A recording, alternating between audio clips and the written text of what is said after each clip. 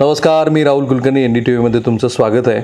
आज महाराष्ट्र अशा एका व्यक्तिमत्वाला भेटणार आहे की मी त्यांचं विजन म्हणू ना, ही काही आर्थिक आणि जागतिक पटलावरती असलेल्या आणि आपल्याला सगळ्यांना माहिती असलेल्या व्यक्तिमत्वाशी ती तुलना नाही, पण कल्पना म्हणून एलॉन मस्कनी जसा विचार केला होता तसा एक व्यक्ती महाराष्ट्रातला आहे. बरं, ते त्यांचं जर आधीचं बॅकग्राऊंड आपण बघितलं तर मला असं वाटतं की ज्या खऱ्या अर्थाने ज्यांच्यापासून आपल्याला प्रेरणा मिळेल अशी ती स्टोरी आहे. आणि केवळ 3 वर्षामध्ये एखादी कंपनी घेऊन भारताच्या कारण ह्या सरकारचं वैशिष्ट्य काय की आधीच्या मनमोहन सिंग सरकारने खरं तर ती कल्पना मांडली होती. आधीचे जे डिफेन्स मिनिस्टर होते ते जेव्हा देशाच्या सीमावर्ती भागामध्ये फिरले त्यानंतर ज्याला हार्डवेअर आपण म्हणतो त्याच्या संरक्षण सिद्धतेच्या अनुषंगाने त्याच्या प्रायव्हेटायझेशनची गरज तेव्हाच्याही सरकारच्या लक्षात आली होती. बरं, जेव्हा इंदिरा गांधींचं सरकार होतं तेव्हा आपण जो रशियाबरोबरचा करार केला होता त्याच्यामुळे हार्डवेअरची आपली जी डिपेंडन्सी आहे रशियावरची ती आजही कायम आहे. पण म्हणूनच जो सप्लाय चेनचं डिस्ट्रक्शन होतं, कुठेही जागतिक पटलावरती एखादी अशी गोष्ट घडते की आता उदाहरण म्हणून आपण रशिया आणि युक्रेनमधल्या युद्धाबद्दल बोलू, तर तिथे जे ॲम्युनिशन्स आहेत त्याचा सप्लाय ही पण एक संधी आहे असं ज्या व्यक्तीला वाटलं आणि मग त्यांनी जो एक विजन मांडलं होतं त्यातनं सगळ्यात अलीकडचं आधुनिक विजन म्हणजे ह्या देशातल्या खाजगी क्षेत्रानं स्पेसमध्ये एंट्री करणं, स्पेसमध्ये. आणि म्हणून मी म्हटलं की एलॉन मस्कसारखी ती कल्पना आहे की ज्यांना असं वाटतं की ह्या क्षेत्रामध्ये सुद्धा खूप चांगले संधी आहेत. मी आत्ता फार कमी बोलणार, इतकं मोठं इंट्रोडक्शन मी करून दिलं आणि मी तुमची ओळख करून देतो. श्री गणेश निबे साहेब, तुमचं स्वागत आहे NDTVमध्ये. नमस्कार. तुम्ही खऱ्या अर्थाने प्रेरणा आहात. मी असं का म्हणालो, कारण मी तुमच्या कंपनीमध्ये गेलो आणि मला पहिली गोष्ट अशी सांगितली की तुम्ही काहीतरी उसाचा रस वगैरे विकत होते. काय स्टोरी आहे ती? खरं सांगायचं म्हणजे उसाच्या गुऱ्हाळापासून 96मध्ये जेव्हा व्यवसाय करण्याचा निर्णय घेतला एज्युकेशन करताना, आणि एज्युकेशन करताना जेव्हा लाईफमध्ये आपण जोपर्यंत आपलं वेगळं अस्तित्व निर्माण करणार नाही तोपर्यंत पुढच्या परिस्थितीला आपण कधीच समोर जाऊ शकत नाही. त्या परिस्थितीने घडवण्याचा प्रयत्न केला. पण ती गुराळ होती की रसवंती होती? रसवंती होती. तर गुराळ मोठीच गोष्ट आहे. रसवंती होती. 95मध्ये रसवंती स्टार्ट केली ती. 2000पर्यंत रसवंती चालली 5 इयर्स. आणि 97ला जेव्हा राधाकृष्ण विखे पाटील सर आता रेव्हेन्यू मिनिस्टर महाराष्ट्र शासनामध्ये, त्यांच्या हस्ते हॉटेल रसवंतीचं हॉटेलचं उद्घाटन झालं बाबांचं, आणि माझी रसवंती हॉटेल समोर होती. तर मी त्यांना फर्स्ट टाइम 97मध्ये उसाचा गुळाचा ज्यूस त्यांना तुम्ही त्यांना विचारलं की तुम्हाला चहा हवाय का काय हवं? वडिलांनी विचारलं की मला ज्यूस प्यायचा उसाचा. आणि त्या टायमाला नवीन कन्सेप्ट होता उसाचा ज्यूस, म्हणजे थोडं नवीन होतं सगळ्यांसाठी. तर त्यांना मी ज्यूस दिला आणि तिथून जर्नी स्टार्ट केली लाईफमध्ये. आणि खूप इंजिनिअरिंग प्लॅटफॉर्म तयार करून आणि बेसिक नॉलेज गेन करून भारताचा आणि जगाचा एक मागच्या 10 वर्षात अभ्यास करायची मला संधी मिळाली. पण श्री विखे पाटलांना तुम्ही जेव्हा तो ज्यूस दिला तेव्हा असं कधी वाटलं होतं की आपण इथपर्यंत जाऊ का? तुमचं असं सुरुवातीपासूनच होतं की I have to achieve something? Okay. तर मी त्या टायमाला लहान असताना ते मंत्री होते तरी मी त्यांच्या बोलायचा प्रयत्न केला. वा. की बाबा साहेब ज्यूस पिऊन देणार का, काय देणार काय, आणि हे मिनिस्टर कसे असतात काय असतात, त्या सुद्धा लहानपणापासून एक जिद्द होती. आणि त्या जिद्दीला स्मरून आणि आईबाबांनी खूप ताकदीने राहायला घर पण नव्हतं अक्षरशः, खरं सांगायचं म्हणजे. राहायला घर पण नव्हतं. आणि अशा कठीण परिस्थितीमधनं जीवनाची वाटचाल सुरू केली. पण मित्र परिवार, तर राहायला घर नव्हतं, तुम्ही झोपडीत राहिलो होतो. लिटरली झोपडीत. 5 आम्ही झोपडीमध्ये होतो. 5 वर्ष पूर्ण झोपडीमध्ये. नेटिव्ह प्लेसमध्ये तुम्ही कोणाला जरी विचारलं तर तुम्हाला मी जे बोलतो तेच तुम्हाला सांगते. एकच वेळ. श्री गणेश निबे हे स्पेसमध्ये काम करणार आहेत. हे जेव्हा त्यांनी जेव्हा 4-5 कंपन्यांबरोबर MOU साईन केला तेव्हा त्यांच्या कंपनी जी BSEला लिस्टेड आहे त्याला कॅप लावावा लागला का? काय झालं म्हणजे तुमचा शेअर्स खूप वाढला असं मी ऐकलं त्या दिवशी तुमच्या कंपनीत? म्हणजे कारण स्पेसमध्ये अनाउन्समेंट झाली ना BSEला की कन्सोर्टियम पार्टनर एकत्र आले. आणि जे कन्सोर्टियम पार्टनर होते ते खूप इंटरेस्टिंग सब्जेक्ट आहे की भारतामधनं जगाला 60 ते 70% स्पेस मॅन्युफॅक्चरिंग एक्सपोर्ट होत आहे. इंटिग्रेशन करून ते लॉन्च करत आहे. क्या बात आहे. आणि खरोखर आदरणीय प्रधानमंत्री सरांनी स्पेसचं एज्युकेशन नसताना मेक इन इंडिया, आत्मनिर्भर भारतची अनाऊन्समेंट करणं आणि आमच्यासारख्या स्टार्टअप्सला एक ताकद देणं, ती ताकदच आम्हाला ही सक्सेसचा मोठा पाठ बनवून राहिली. पण तुमच्या कंपनीचं स्टार्टअप म्हणजे 2800 कोटी रुपयाची उलाढाल आहे तुमच्या कंपनीची. हां, झोपडी टू 2800 कोटी. तर ही जर्नी खरोखर 2013-14 मध्ये आम्ही खूप पॅशनेटिक होऊन प्रधानमंत्र्यांनी लो कॉस्ट हाऊसिंग स्टार्ट केलं. जे काही करून हा देश आत्मनिर्भर झाला पाहिजे ह्या दृष्टिकोनातनं की लीडर स्ट्रॉंग आहे तर आमच्यासारख्याला एक एनर्जी मिळते का आपण पण काहीतरी वेगळं केलं पाहिजे. त्या वेगळ्या भूमिकेतनंच हा एक पहिला ब्रेक थ्रू 2006-07 फर्स्ट माझं फर्नेस ऑइल्स बिझनेस आणि केरोसिन बिझनेस होता. ओके. अहमदनगर डिस्ट्रिक्टमध्ये. ओके. आणि तो लायसन्स होते माझे स्वतःचे केरोसिन सप्लाय आणि फर्नेस ऑइल सप्लाय. बरं. त्याच्यानं प्रॉफिट गेन करत 2010 पर्यंत मी तो बिझनेस कंटिन्यू केला. मी पहिला तुमचा व्यवसाय हा केरोसिन सप्लायचा. केरोसिन आणि फर्नेस ऑइल्स आणि बिटोमिन्स. तेव्हा तुमचं वय किती होतं? बिटोमिन्स म्हणजे डांबर. हां, 26-27. आणि that time I turnover 1 crore rupees per year. And 2011ला मी नाशिकला शिफ्ट झालो. त्या टायमाला इलेक्ट्रिकल सबस्टेशन कामं घेतले. ओके. 31 कॉन्ट्रॅक्टशिप सुरू केली. स्वतःचं कॉन्ट्रॅक्ट घेतलं. त्या टायमाला महाराष्ट्र डिस्कॉमकडनं 451 crore कॉन्ट्रॅक्ट साईन केला आणि एक्झिक्यूट केलं 110 सबस्टेशन अहमदनगर नाशिक डिस्ट्रिक्टमध्ये. त्यातनं जो प्रॉफिट आला त्या प्रॉफिटमधनं इंजिनिअरिंग प्लॅटफॉर्म तयार करून रिव्हर्स इंजिनिअरिंग तयार करून आणि मेटलर्जी जी भारतात कॅपेबिलिटी नव्हती ती आज आपण बनवायचा प्रयत्न करतो. राईट. मला माहिती आहे रिव्हर्स इंजिनिअरिंग म्हणजे काय, पण आपले जे प्रेक्षक आहेत त्यांच्यासाठी व्हॉट डज इट मीन? कारण तुम्ही रिव्हर्स इंजिनिअरिंगची पद्धत BSc पण केली आहे. तुम्ही एक कंपनी विकत घेतली आणि पुन्हा रिव्हर्स त्याच्यामध्ये काम केलं. तर तिथे काय माहिती पुढे कसं गेला? मेटलर्जी कन्सेप्ट म्हणजे भारतामध्ये जेवढे इम्पोर्ट कंटेन होते त्याला एक ऑप्शन पाहिजे आपल्याला की बाबा हे मेटलर्जी आपण इंडियात डेव्हलप केली तर जे मिसाईल्स इम्पोर्ट होते, जे स्मॉल आर्म्स इम्पोर्ट होते त्याला आपण ऑप्शनमध्ये मेटलर्जी डेव्हलप करण्याचा प्रयत्न केला. त्यामुळं 50% कॉस्टने आज इंडियामध्ये डिफेन्समध्ये मॅन्युफॅक्चरिंग स्टार्ट झालं. जे तुम्ही करता, जे आपण करतो आज जस्ट लाईक किलो. आणि कॅपेबिलिटी म्हणजे मागच्या काही वर्षामध्ये 100% इम्पोर्ट होतं इंडिजिनस हार्डवेअरमध्ये. 100% hardware, software, metallurgy, missiles, land systems, air defence जे काही असेल ते सगळे 100% इम्पोर्ट होतं. आज 60% मेक इन इंडिया आहे.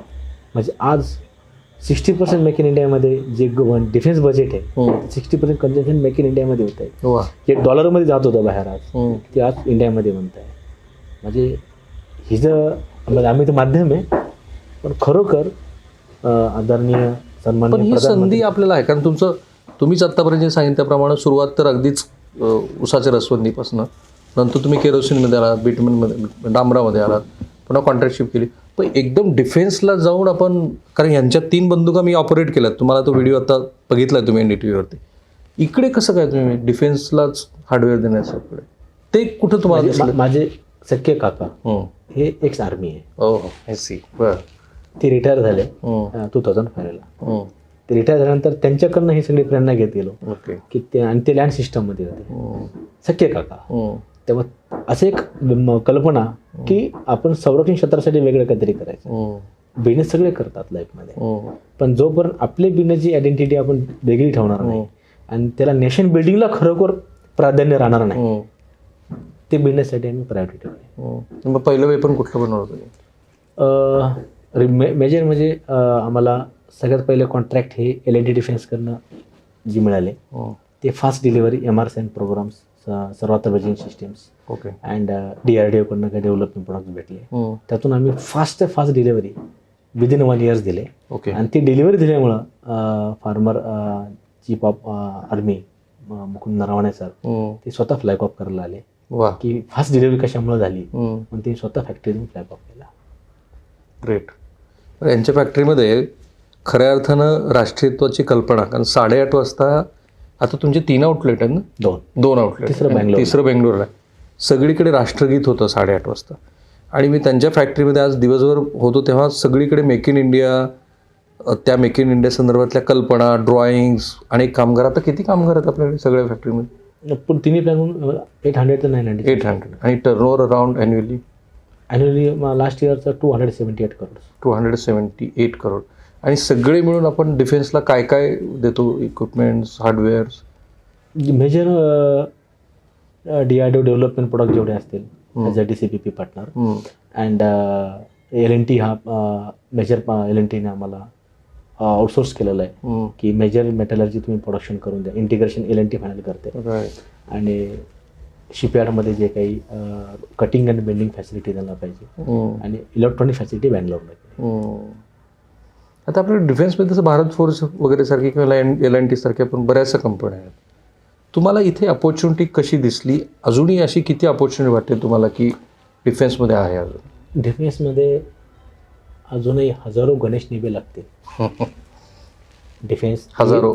US सारखं आपल्याला विजन ठेवायचं असेल, आणि स्पेसिफिक मेटलर्जी, कारण आपली एनिमीज आपल्या दोन्ही बाजूने आहे. आजूबाजूला. ओके. आणि इंडियाची सक्सेस स्टोरी इंडियाचं संरक्षण डिपार्टमेंट आहे आजही. त्यामुळं ही कॅपेबिलिटी पुढच्या 10 वर्ष कमीत कमी खूप स्ट्रॉंग लेवलला आत्मनिर्भरच्या संकल्पनेत राहिली तर वर्ल्डसाठी आपण एक गेम चेंजर असेल भारत. आणि जे काही फ्युचर रिक्वायरमेंट आहे तिन्ही सर्व्हिसेसच्या, तर या खूप स्ट्रॉंग लेवलला आहे. पण त्याची संकल्पना क्लिअर आहे की मेक इन इंडिया. कुठलाही प्रोग्रामचा आज भारतामधला लास्ट मॅक्झिमम 10 इयर्सपासून म्हणजे मेक इन इंडिया कन्सेप्टवर चाललाय. ओके. म्हणजे प्लॅटफॉर्म नसताना एज्युकेशन एक्सपर्टीज तयार होणं, आणि खूप टेक्निकल एक्सपर्टीज तयार होणं. त्यामुळं एक जगामध्ये एक मेसेज गेला या गोष्टीमुळे की इंडियामध्ये आपल्याला जर जॉब काम करायचं असेल तर टेक्नॉलॉजी ट्रान्सफर किंवा मेक इन इंडियामध्ये जाणं गरजेचं. ओके. पण आपली डिपेंडन्सी अजूनही टेक्नॉलॉजी ट्रान्सफरवरती आहे का? आपण ही R&Dमध्ये काही करतोय? मी फक्त हे तुमच्या माझ्या समाधानासाठी म्हणून नव्हे, पण आपण जर बघितलं वेस्टर्न नेशन्स हे खूप आर्म सप्लायमध्ये पुढं आहेत. असं म्हणतात की अशी काही राष्ट्र आहेत, मला नाव नाही घ्यायचं त्यांचं, की त्यांच्या ह्या आर्म सप्लायसाठी ते जगाच्या त्यांचा भूभाग सोडून इतर भूभागावरती एकमेकांना भिडवत असतात. दोन्ही बाजूला शस्त्राचा पुरवठा करतात. प्रेक्षक आपले सुज्ञ आहेत.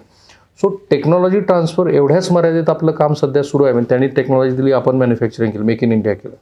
त्या मेक इन इंडियाचं पण कॉन्सेप्ट बऱ्याच जणांना तो नवीन की आता आपल्याकडे पण चांगल्या पद्धतीची R&D आणि हार्डवेअरचं प्रोडक्शन सुरू होतं. खूप चांगल्या प्रकारे. ग्रेट. खूप कॅपॅबिलिटी आली भारतामध्ये मागच्या 6 to 7 इयर्समध्ये. खूपच चांगल्या कॅपॅबिलिटी आलेली. मग आपण सेल्फ सस्टेनिंग आता विक्रांत संबरीन विक्रांत घ्या, म्हणजे आता प्रधानमंत्री सरांनी कमिशनिंग केली कोचिन शिपयार्डमध्ये. अँड तेजस घ्या, मेक इन इंडियामध्ये चाललं आता. त्यानंतर लँड सिस्टममध्ये केले नावाच्या टँक्स. म्हणजे आता कॅपॅबिलिटी खूप स्ट्रॉंग लेवलला चालली. अजून एक 5 to 7 इयर लागतील 100% त्या गोष्टी टच होण्यासाठी. पण मग आपण ग्लोबल सप्लाय चेनचा भाग होऊ शकतो? 100%. क्या बात आहे. आजही आपण ग्लोबल सप्लायचा पार्टी आहे. म्हणजे एक मराठी मनुष्य सांगतोय, मराठी उद्योजक. पुढच्या 5 वर्षानंतर एक सगळ्यात महत्त्वाचं अख्ख्या इंडस्ट्रीला भारतामध्ये सगळ्यात महत्त्वाची गोष्ट आहे की US मध्ये टेक्नॉलॉजी आहे, पण कॉस्ट इफेक्टिव्ह प्रोडक्शन नाही. कॉस्ट इफेक्टिव्ह प्रोडक्शन नाही, एफिशियन्सी नाही. रशियामध्ये 4 to 5 month बर्फ असतो. त्यानंतर कोरियामध्ये नॅचरली ते सर्वाइव्ह होऊ शकत नाही ह्या सगळ्या गोष्टींना. आणि त्यांचा हॉवर टाईम फिक्स आहे. 10 hours 1 minute पण नाही. आपल्याकडे 24 hours पण जॉब करू शकतो. म्हणजे आपली व्हील पॉवर एवढी स्ट्रॉंग आहे. पण जगाच्या पाठीवरती सगळे CEO इंडियन आहेत, कारण त्यांची व्हील पॉवर त्या लेवलची सस्टेनेबल आहे आणि डिलिव्हरी आहे त्यांच्याकडनं. गुगलमध्ये जा, कुठंही जा, मायक्रोसॉफ्टमध्ये, कोणी इंडियन CEO सापडेल. त्यामुळे आपली जी कॅपॅबिलिटी आहे जगात कोणी कम्पेअर करू शकतो. ग्रेट. आणि पुढच्या 5 years नंतर आहे ना, आज 20,000 करोड एक्सपोर्ट आहे ना, पुढच्या 5 वर्षानंतर आपला एक्सपोर्ट 1 लाख करोडापर्यंत जाईल. आणि सगळ्या म्हणजे LMG मध्ये जाईल, तो मोठ्या हार्डवेअरमध्ये जाईल, ऑल सिस्टममध्ये. Cost effective production, best quality production in the world is only India. But are you saying working with the tandem with government, whether the government machineries are ready for this, providing single window system, trying to hackle out complete any obstacles? असं काही घडतंय आपल्याकडे? अगदी उद्योग friendly सगळं वगैरे वातावरण सगळं छान छान छान छान चाललं, असं झालंय? नाही ना. असं नाही. Certain obstacles are still there. आपल्याकडं रिअली सांगतो तुम्हाला, म्हणजे मनापासून बोलतो, ही जी ऑपॉर्च्युनिटी उभं राहिलेली आहे, डिफेन्स ऑपॉर्च्युनिटी म्हणजे काय, हा सगळ्यात पहिला DAP 2020चं जी पॉलिसी आहे, कुणीही डिफेन्स मॅन्युफॅक्चरिंगमध्ये जाण्याच्या आधी ती पॉलिसी लर्न केली पाहिजे. की कुणी मी डिफेन्स कंपनी बनवायची लगेच स्टार्ट करत असं नाही. एक्झॅक्ट चॅलेंजेस काय, आता पॉझिटिव्ह लिस्ट येते एव्हरी क्वार्टरली, म्हणजे 1000 ऑफ द आयटम्स आज लिस्ट पब्लिक डोमेनला आहे की ह्या चॅलेंजवर आम्हाला काम करायचं आहे. त्याच चॅलेंजला पहिला फोकस केला पाहिजे. ग्रेट. आणि त्या चॅलेंजला फोकस करून मी डिफेन्स मॅन्युफॅक्चरिंग करतो हे वर्ड यूज करण्यापेक्षा रिअली काय कॉन्ट्रीब्यूट करतो, आणि रिअली तू काय डिलिव्हरी केली ती ना, रिअली त्याकडे R&D करून प्रोडक्ट डेव्हलप काय त्याच्याकडे, खूप ऑपॉर्च्युनिटीजच काय द लिमिट आहे. पण विदाउट स्टडी आणि विदाउट प्लॅनिंग इम्पॉसिबल आहे. ग्रेट. मी आता इस्रायलमध्ये होतो. हां, I was covering Hamas Israel war. Israel पण बऱ्यापैकी स्टॅबिलाईज झालेला, टेक्नॉलॉजीमध्ये खूप ॲडव्हान्स असलेलं राष्ट्र आज बऱ्यापैकी झुंजत आहे. त्यांनाही माहिती आहे की मिडल ईस्टमधनं त्यांच्याकडे कधी शेलिंग सुरू होईल. रशिया युक्रेन सुरूच आहे. एक जो नवा तसा आर्थिक महासत्ता, आता आपण म्हणत नाही अधिकृतपणे, पण China is completely great threat to America. So instability is there also. America is also playing with the help of cod, तुम्हाला माहितीच आहे. सो ही जी ग्लोबल सगळी अस्थिरता निर्माण झालेली आहे, त्याच्यात तुम्ही आता जो उद्योग करत आहात ती, आणि तुम्ही जी अपॉर्च्युनिटी बघता ती, त्याच्यात ग्लोबल पोझिशनिंगच्या दृष्टीनं काय तुम्हाला चेंजेस वाटतात? आजही जे काही business Nibe group board of डायरेक्टरांनी आणि माझे डायरेक्टर सजेस्ट केलेले आहे, 80% एक्सपोर्ट बिझनेस आहे. वा. 80% एक्सपोर्ट्स आहे, जे काही बिझनेस आयडेंटिफाय केलेले आहे. आणि उदाहरणार्थ स्पेस बिझनेस आहे. स्पेसमध्ये 15 सेंटीमीटर का उभा राहू शकत नाही, म्हणून हे 10 कन्सोर्टियम, आणखीन काही महत्त्वाच्या कन्सोर्टियम पुढच्या विधिनामात येतील.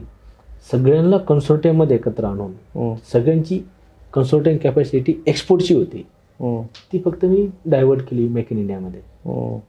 तर तुम्ही एक्सपोर्ट करता ना, तुम्ही पेलोड एक्सपोर्ट करता, तो पेलोड मला द्या. लॉन्चिंग पॅड करता, लॉन्चिंग पॅड मला द्या. I will launch in coming soon. म्हणजे तुम्हाला पुढच्या अर्लिएस्ट पॉसिबल तुम्हाला फर्स्ट सॅटर्डे लॉन्चिंग पॅडमध्ये पण अर्लिएस्ट पॉसिबल तुम्हाला फर्स्ट सॅटर्डे लॉन्च झालेला असेल, डेट तुम्हाला लवकर कळेल. वा. असं नाही की फक्त एक पब्लिक डोमेनमध्ये गेलं नाही ॲग्रीमेंट केलं, असं नाही. निबे लिमिटेड, निबे परिवारची एकच कमिटमेंट आहे, जे बोलणार ते डिलिव्हर करणार, त्यात कुठलाही बदल होणार नाही. राईट. पण मग तुम्ही हे स्पेसमध्ये का रिअल टाईम जो डेटा गव्हर्नमेंटला हवा होता, आपण बघितलं कारगिलमध्ये स्पेशली आपल्याला ती खूप डिफिकल्टी झाली. आपण रिअल टाईम डेटा मिळवू शकला नाही आपल्याला. त्यावेळेला आपण GPS सिस्टीम बाहेरनं अडॉप्ट केलेली होती. आजही आपली डिपेंडन्सी बऱ्यापैकी बाहेरच्या राष्ट्रावरती, भलेही इस्रो थँकफुली, बिकॉज आपल्याकडे जे खूप मोठी लिगसी आहे ती सगळी नावं घेत बसत नाही मी, प्रेक्षकांना माहिती आहे.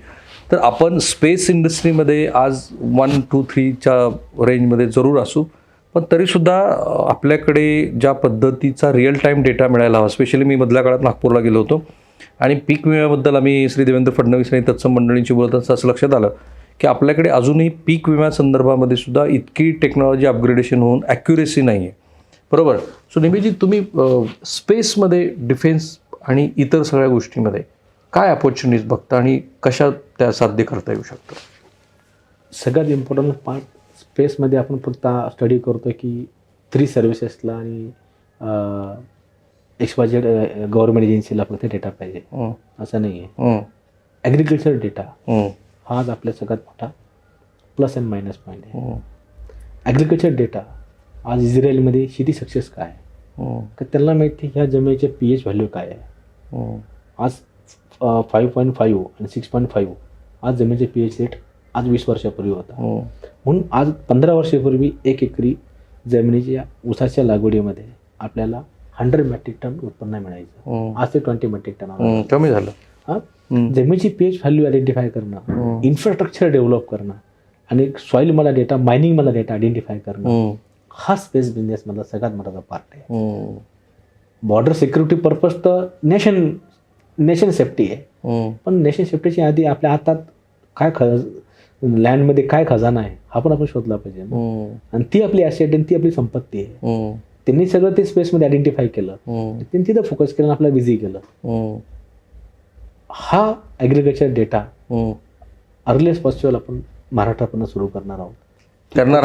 कुठल्या जमिनीमध्ये कुठल्या टाईपचं उत्पन्न काढायचं. वा. मला आशाही त्यात AI तुम्हाला बऱ्यापैकी पुढे भविष्यात मदत करेलच, कारण आर्टिफिशियल इंटेलिजन्सनी खूप गोष्टी बदलत आहेत. भारतामध्ये सगळं पॉसिबल आहे. ओके. कारण भारताची नीड आहे आपली. तेव्हा आपली नीड आणि प्रत्येक व्यक्ती हा सेल्फ सस्टेनिंग आहे भारतामध्ये. कारण प्रत्येक व्यक्ती कुशल परिस्थितीतून वर आलेला आहे. कुठलाही बिलिनियर भारतातला हा झिरोतनंच वर गेलेला आहे.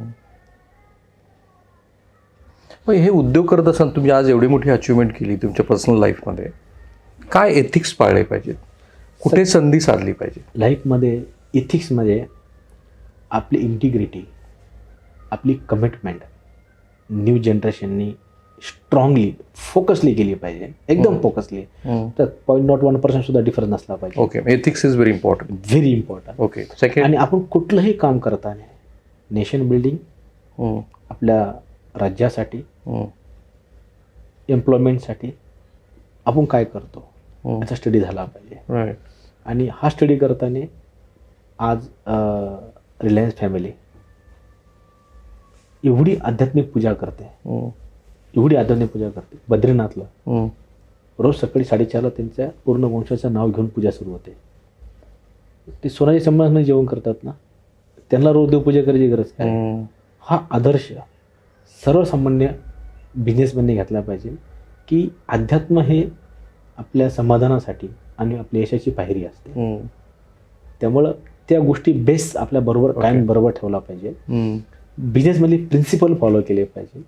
आणि लिस्टेड कंपनीचं मिनिंग हा आहे की ज्या दिवशी भारतामध्ये 100 कोटी जनतेपैकी 10% लोकांनी जरी कंपनी लिस्ट केली, ॲग्रिकल्चर मान सुद्धा कंपनी लिस्ट करू शकतो. असा कायदा नाही की मी इंडस्ट्री लिस्ट होऊ शकते. फक्त एक फार्म हाऊस वेअर हाऊस चालवणारा व्यक्ती सुद्धा कंपनी लिस्ट करू शकतो. पण त्याला ते रूल्स आणि रेग्युलेशन माहीत नसल्यामुळं तो त्या फील्डमध्ये जात नाही. 10% लोकांनी, आणि ते फक्त मोदी सरकारच्या गॅरंटीमध्ये 100% होणार. 10% लोकांनी कंपनी CNBSE लिस्ट केल्या, इकॉनॉमी चेंज झाल्याशिवाय राहणार नाही. पण त्याच्यामध्ये आपली इंटिग्रिटी, कमिटमेंट आणि ऑनरशिप कुठे कॉम्प्रोमाइज होता कामा नये. ग्रेट. पण आपली एक मराठी माणसाची म्हणून, मराठी कुटुंबाची, आता तुम्ही ज्या परिस्थितीनं वर आलात ती परिस्थितीत अशी होती की तुम्ही झगडत पुढं गेलात हे तुमच्या बोलण्यात दिसतं. पण बरीचशी स्थिरस्राव झालेली जी मराठी कुटुंब आहेत, टिपिकल मध्यमवर्गीय, पांढरपेशी पण म्हणू आपण त्यांना, त्यांच्यामध्ये व्यवसाय करायचं म्हटलं की पहिलं असतं की नको, तर ते सगळं सेक्युअर तुम्ही आधी बघा ना. तुम्ही मराठी कम्युनिटी हा जो पाठ जर बघितला की मागच्या जनरेशनमध्ये 3 जनरेशन आधी, 2 जनरेशन आधी 24 आवर शेती होती, मुबलक उत्पन्न होतं. त्यामुळं घरात ताजं जे अन्न होतं प्रत्येकाला, त्यांनी कधी असा फोकस केला नाही की त्यांना ज्या गोष्टी पाहिजे त्या घरी मिळत होत्या. बरोबर. राजस्थानमध्ये शेतीच नव्हती. तेव्हा राजस्थाननी सांगितलं की आपण जर व्यवसाय जर नाही केला तर आपल्याला इथं सर्वाइव्हच नाही होऊ शकत नाही. म्हणून परिस्थिती माणसाला घडवते. आज महाराष्ट्रीयन कम्युनिटी काही जी बाहेर पडली आहे, आपण स्पेसिफिक मराठी वर्ड यूज करण्यापेक्षा सगळ्या धर्मापेक्षा सर्वात श्रेष्ठ धर्म जो असेल ना तो मनुष्य धर्म आहे. कुठली जात न पाहता. तर परिस्थितीतनं जो घडतो तोच पुढे जाऊ शकतो. ज्याला अनुकूल परिस्थिती आहे तो कधीच पुढची नेक्स्ट जनरेशन सर्वाइव्ह करू शकणार नाही. कारण त्याला परिस्थिती झिरोच माहीत नाही ना. तर आपल्या 2 पिढ्यामध्ये तुमच्या व्यक्तिगत 2 पिढ्यांमध्ये तुमच्याकडे 25 एकर शेती होती. बरोबर. तुमच्याकडे 5 एकर शेती आहे. बरोबर. तर तुम्हाला त्या 5 एकर तुम्ही सर्वाइव्ह होणार नाही म्हणून तुम्ही पुण्याला एज्युकेशन केलं, म्हणून तुम्ही पुण्याला जॉब सेटल झाला. 30-25 एकर तुमच्या नावावर असते, तुम्ही पुण्याला आला असतात. बरोबर आहे. पण जे पालक आता तुम्हाला बघतायत, मराठी आपले पालक सगळेच आपले तुम्हाला बघणारच आहे, ते बघ, त्यांना तुम्ही काय सांगाल? सगळ्यात महत्त्वाचं, मुलगा 18 वर्ष झाल्यानंतर त्यांनी फायनान्शियल वेल्थ मुलांना शिकवली पाहिजे. वेल्थ मॅनेजमेंट शिकवली पाहिजे. आज आफ्टरनूनला चेन्नईवरनं 2 मुलं आले भेटायला फॅक्टरी व्हिजिटला. मी नव्हतो. माझ्या CFOला भेटले. 21 एजचा मुलगा होता. वेल्थ किती असेल? 61 करोड. माय गॉड. हाऊ? त्यांनी सांगितलं की त्याच्या बाबांना तुम्हाला भेटायला आला, पण मला सडनली मुंबईत मीटिंग लागली आज आणि अनिशा आज लँडची ऑर्डर पण आली.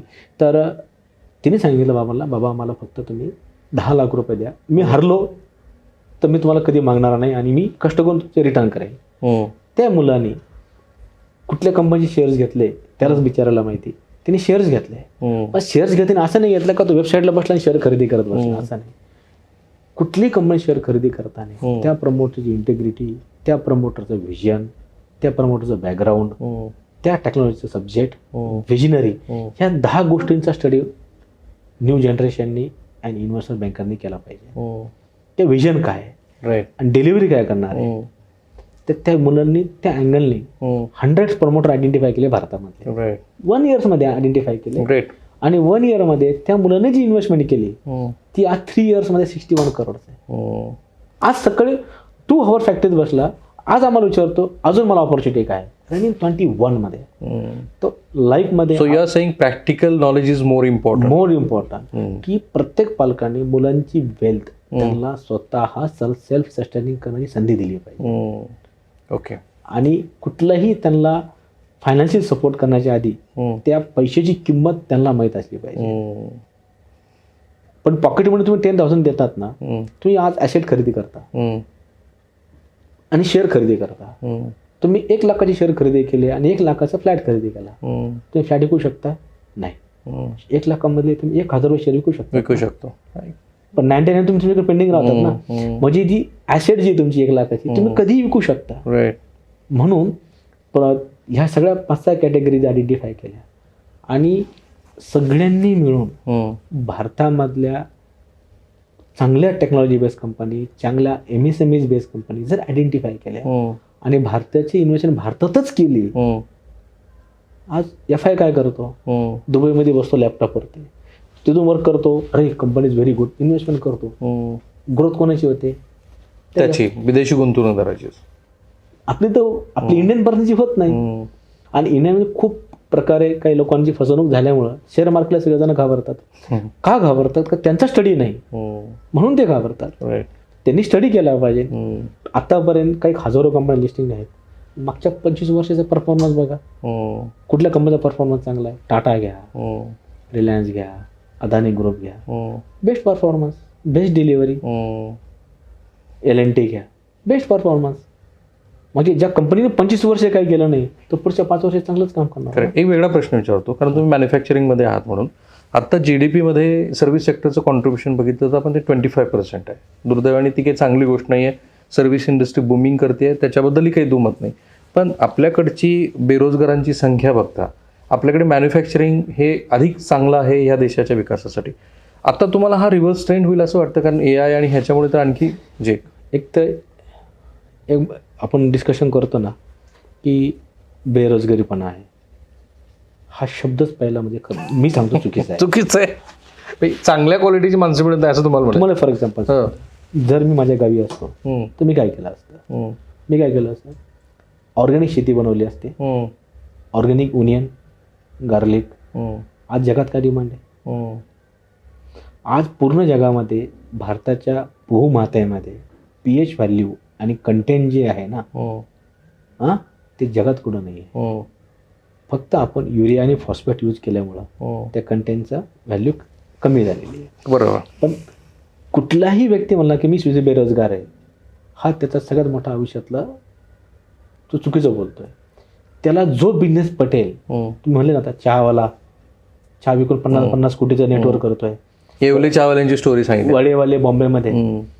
शेतीतल्या मुलांनी प्रत्येक वेळेस मला जॉब मिळेल, मी सिटीमध्ये जाऊन हे काम करेल ही भावना ठेवण्याऐवजी त्यांनी जर तिथं छोटंसं वेअरहाऊस केलं आणि तिथं जर तिने ऑर्गॅनिक प्लांटेशन केलं. आज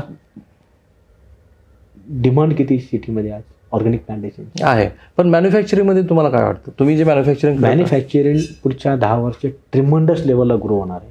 अरे 25 म्हणतात तुम्ही, ते 50% झाल्याशिवाय राहणार नाही. कारण आज आपलं इन्फ्रास्ट्रक्चर मागच्या 10 वर्षात जे डेव्हलप झालेलं आहे ते ॲक्च्युली 20 वर्षापूर्वी व्हायला पाहिजे होतं. ते 10 वर्षात झालंय आता. जे डेव्हलप व्हायला पाहिजे होतं ते आता तुम्हाला आता झालं. आज फॉर एक्झाम्पल डिफेन्स एक्सपो झाला पुण्यामध्ये. आतापर्यंत डिफेन्स एक्सपो पुण्यात का नाही झाला? MSME छोटा एक्सपो केला. ते गणेश निबेनं सुचलं म्हणून झालं ते. पण मी माध्यम आहे. मी कुठल्या माध्यमातला काही क्रेडिट नको आहे. पण जो एक्सपो झाल्यानंतर 1,10,000 स्टुडंट आले. एक स्टॉल असा ठेवला की मुलांना डिफेन्सचा अवेअरनेस ट्रेनिंग. तेव्हा मुलांना कळलं अरे इथं आर्मीत नाही जायचं, आर्मीचे इक्विपमेंट सुद्धा बनवता येऊ शकतं आपल्याला. तर काही इक्विपमेंट बनवले, काही माझी फॅक्टरी डिस्प्ले पण घेऊन आले. आणि आपल्या फॅक्टरीमध्ये दर 3 महिन्याला इंजिनिअरिंग कॉलेजची व्हिजिट असते.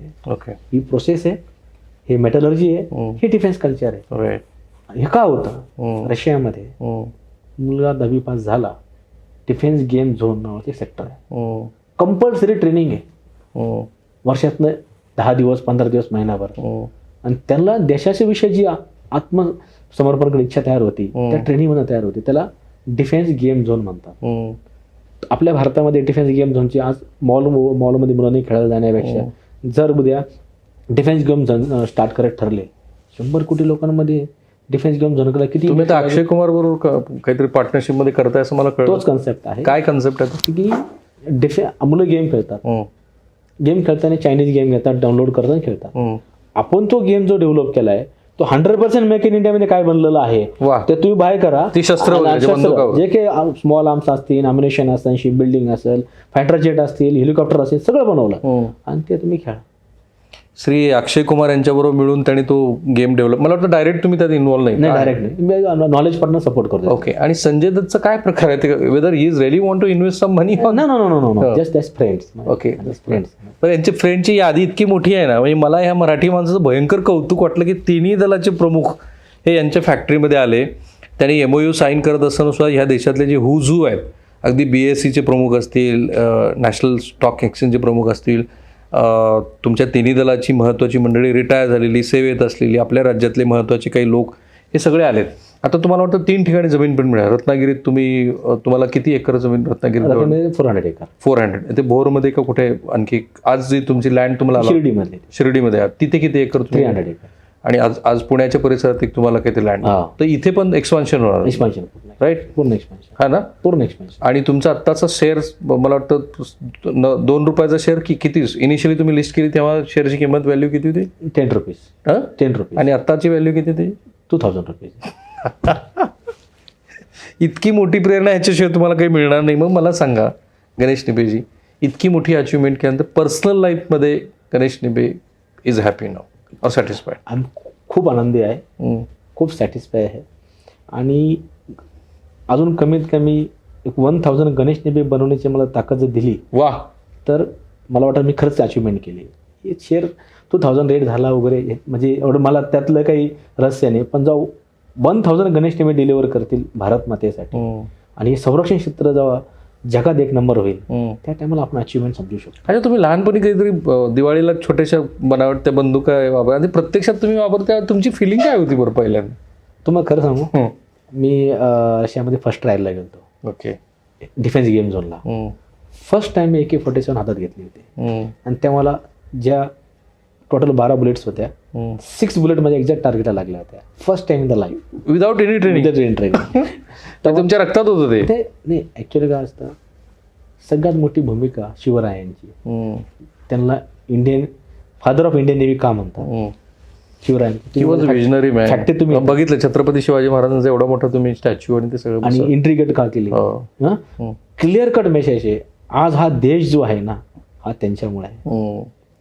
असं कुठलंही पॉलिटिकली आम्ही तिथं असे हे लावून काम करत, झेंडा नाही आहे झेंडा नाही. पण महाराजांचा तिथं पुतळा तुम्ही बसवला. महाराजांना मुजरा केल्याशिवाय कोणी मध्ये यायचं, कारण त्यांनी हा देश वाचवलेला आहे. सगळ्यात पहिली भूमिका. आणि ते फादर ऑफ इंडियन नेव्ही आहेत. पहिली वॉरशिप त्यांनी डेव्हलप केली.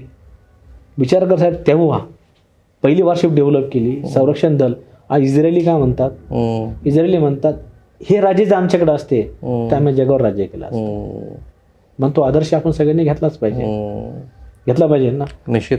आणि त्या आदर्शाच्या भूमीवरती आणि मी माझं सौभाग्य समजतो की पुण्यामध्ये मला खारीचा वाटा संरक्षण क्षेत्रात करायचा मिळाला, हे माझं नशीब समजतो. वा, या नोटवरती थांबूया. Thank you so much. खूप खूप आनंद वाटला मला तुम्ही ज्या पद्धतीने व्यक्त झालात.